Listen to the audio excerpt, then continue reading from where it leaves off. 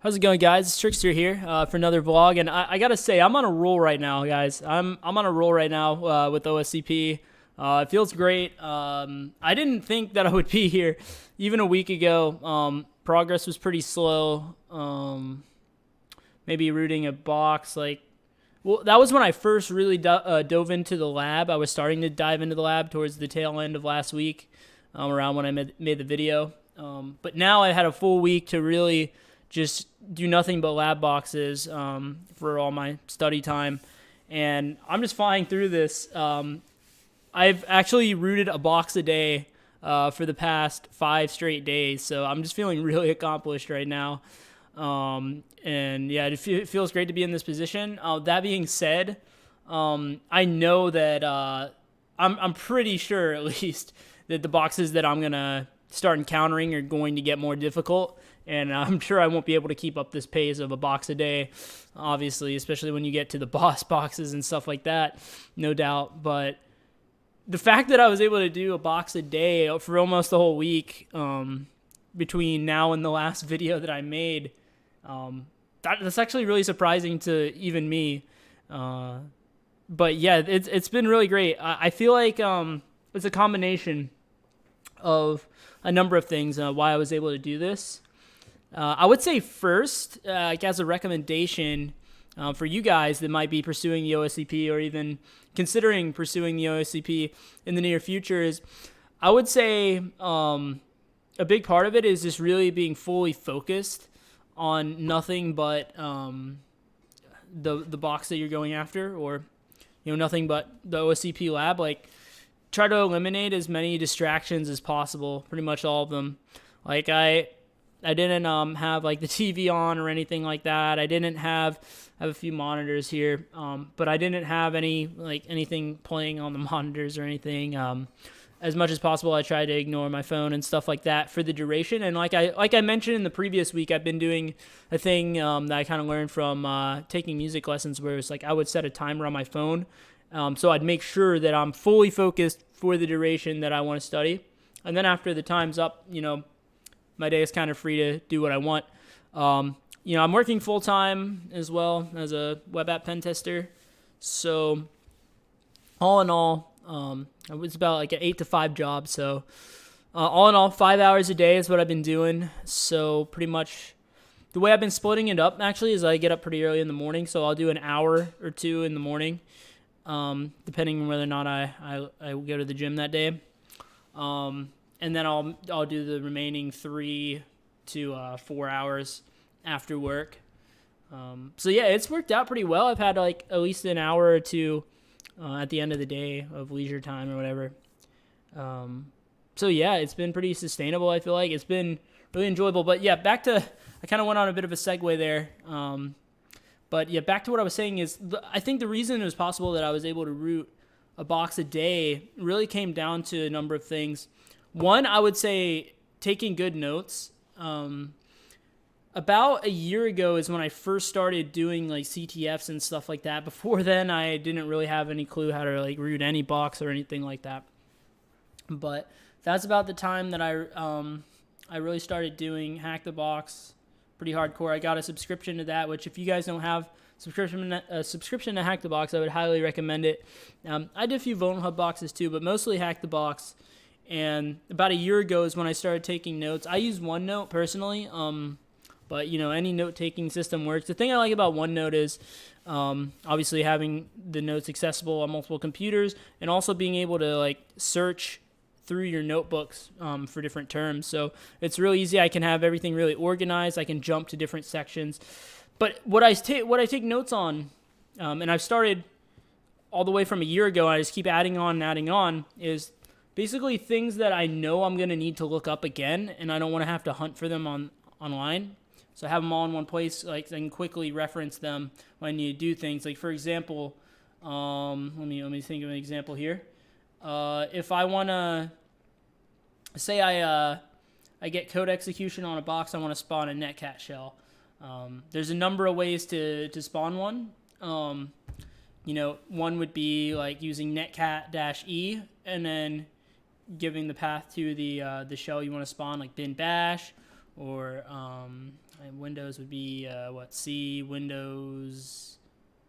It was like C, Windows, System32, CMD.exe, something like that. But thing is, they don't always, depending on your version of Netcat, it might not have the -E option. So in that case, then there's other commands that you got to run, and then there's another command if that one doesn't work. So I have that all in one place, like on a note, on a OneNote file called Netcat. So I can quickly, if that scenario comes up, and it's like, okay, well, what were the exact commands to run?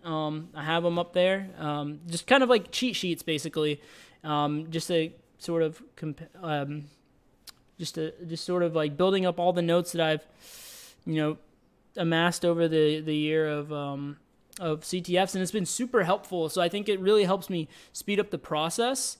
So I was actually able to root a lot of these boxes like extremely fast. But I think no doubt these boxes were definitely pretty elementary. They're pretty basic, the ones that I did root. For example, I didn't encounter any sort of like, for these boxes, I didn't encounter any like antivirus or WAFs or anything that would prevent me from straight up exploiting it in a pretty standardized way. Also, without divulging too much information about, the lab boxes, obviously, one box, I got a user shell on it, and I did some enumeration. I used Lindenum, which is there's a lot of cool Linux scripts out there that'll enumerate, looking for privilege escalation on a Linux file system, on a Linux box. I ran one called Lindenum, and instantly it pointed out. I was just reading through, looking at the configuration of this box, and I saw one particular misconfiguration. I instantly knew, like, oh, well, GG, well played. Like, I'm just gonna go get root now. Like, but the thing is, like, if I didn't have that pre-existing Linux knowledge, I wouldn't have known that was, it wouldn't have stood out to me, So, and that brings me to my next point. I feel like enumeration, everyone says like enumerate, and they're right. But the thing is, enumeration is only as powerful as the person, reading the data. Enumeration is only as useful as, the user can make of it, because, at the end of the day, you have a ton of data. You could enumerate all the data in the world, but if you don't know what to look for, then it's really difficult. And I feel like the only way you know what to look for is just through experience and stuff like that. So I would definitely say Linux knowledge helps a ton on the OSCP. I can't even recount how many times it's bailed me out. Like, if I really stop to think, like, a lot of the boxes that I rooted, if I didn't know Linux to the degree I do, and that being said, I'm not an expert, I can always learn more, no doubt. But just the knowledge that I have from my like prior experience and stuff and the CTFs, like, it's really come in handy. And that was one such case where I literally got the privesk in about like 5 minutes. And then I went on the forums, and it was like everyone was asking, like, how do I privest this? How do I privest? Like, what are some tips to privest this? Because a lot of people actually had trouble, I guess. But definitely know your Linux stuff. It's going to help you a ton if you guys plan to pursue the OSCP. Or if you don't, just as a pen tester, very, very good stuff to know. Because you got to work in Linux so much, too. Not even just for privilege escalation, but also as a pen tester, you're probably going to be running, Kali Linux or even Ubuntu or some kind of Linux distro to do your testing. So very good to know. Knowledge is power there for sure. And I guess the next reason, had another reason in mind of why I feel like I've been able to root these so quickly. Maybe it'll come back to me, but for now, what I will say is that in regards to the forums, I read a lot on, I'm in a part of a group on Discord, and everyone says, like, try to avoid the forums if possible, because, come exam time, obviously, there's no forums to rely on. And what I notice is the forums, man, they really spoil some of the boxes. So I've definitely been avoiding them as much as possible. Like I feel like if you were to read the forums, like you could probably even go even faster through these boxes. But I guess sometimes too, sometimes they lead you down rabbit holes, I guess. But yeah, it's been a really really smooth experience so far, which I was not expecting at all. I thought that I would be like struggling and being like, I just gotta try harder and all the stuff. But yeah, being fully focused, encountering easier boxes, having Linux knowledge, is really paid off. And the Windows boxes have been really interesting as well because I'm more of a Linux guy by nature. A lot of this Linux stuff, or a lot of this Windows stuff, is a pretty good learning experience. I feel like for sure. The other day, I was actually able to use PowerShell to privesk a box, which is really cool because I've been wanting to use PowerShell for a while. Earlier in the lab, I encountered a box that had a pretty early version of PowerShell on it, so I couldn't do much. But yeah, I was able to utilize that to privesk, and honestly, I feel like it's not even just that like the boxes are easy, I'm just breezing through. It's like I'm kind of breezing through, but I'm also learning.